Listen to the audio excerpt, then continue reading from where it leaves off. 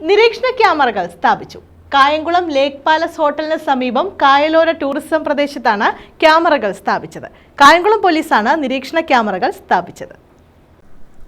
കായംകുളം ലേക്ക് palace ഹോട്ടലിന് സമീപം കായലോര tourism പ്രദേശത്താണ് നിരീക്ഷണ ക്യാമറകൾ പോലീസിന്റെ നേതൃത്വത്തിൽ സ്ഥാപിച്ചത്.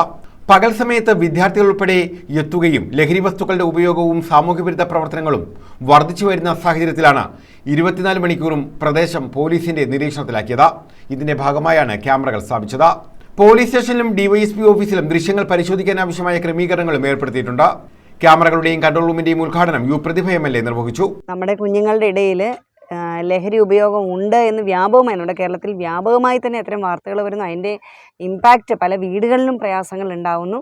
ഇപ്പോൾ ഒറ്റക്കെട്ടായിട്ട് കേരളം നിൽക്കുകയാണ് ലഹരിക്കെതിരെ അണിചേരുക. അപ്പോൾ എനിക്കൊന്ന് ഇവിടെ തന്നെ ഈ ഒരു ക്യാമറ നിരീക്ഷണ സംവിധാനത്തിലൂടെ അതിനുകൂടി ഒരു തുടക്കമാണ് ഞങ്ങളിവിടെ കുറിക്കുന്നത്. അത് എല്ലാവരുടെയും സഹായ സഹകരണങ്ങൾ ഉണ്ടാവണം. കായംകുളം ഈ ഒരു മനോഹരമായ കായൽ തീരം നമുക്ക് വിശ്രമ വേളകൾക്ക് അല്ലേ അത് സന്തോഷകരമാക്കാൻ കുടുംബസമേതം എത്താനും. നഗരസഭാ chairperson P. Sasikala, vice chairman J. Adarsh, DYSP N. Babukuttan, വിവിധ സംഘടനാ ഭാരവാഹികൾ തുടങ്ങിയവർ പങ്കെടുത്തു.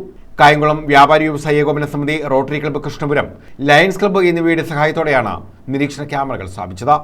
CCTV ക്യാമറ വെച്ചിട്ടുണ്ട്. നമ്മൾ ആ ക്യാമറകളെല്ലാം പോലീസ് സ്റ്റേഷനിലും അതുപോലെ തന്നെ നമ്മുടെ ഡിവൈഎസ്പി ഓഫീസിലും നിരീക്ഷണത്തിലാണ്. നമുക്കത് കാണാം, കൃത്യമായിട്ട് കാണാം.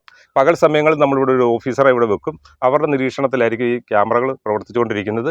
ഇനി DTPC അത് കൈമാറി കഴിഞ്ഞു കഴിഞ്ഞാൽ അവരുടേതായ ഉദ്യോഗസ്ഥരിവിടെ കാണും. ഇവിടെ 5 ക്യാമറകൾ വെച്ചിട്ടുണ്ട്. റോഡ് നിരീക്ഷിക്കാൻ വേണ്ടി 2 ക്യാമറയും പിന്നെ ഈ ലേക്ക് പാലസിൻ്റെ എല്ലാ വശങ്ങളും നിരീക്ഷണത്തിൽ വേണ്ടിയുള്ള 3 ക്യാമറകൾ, അങ്ങനെ 5 ക്യാമറകളാണ് നമ്മളിവിടെ സ്ഥാപിച്ചിട്ടുള്ളത്.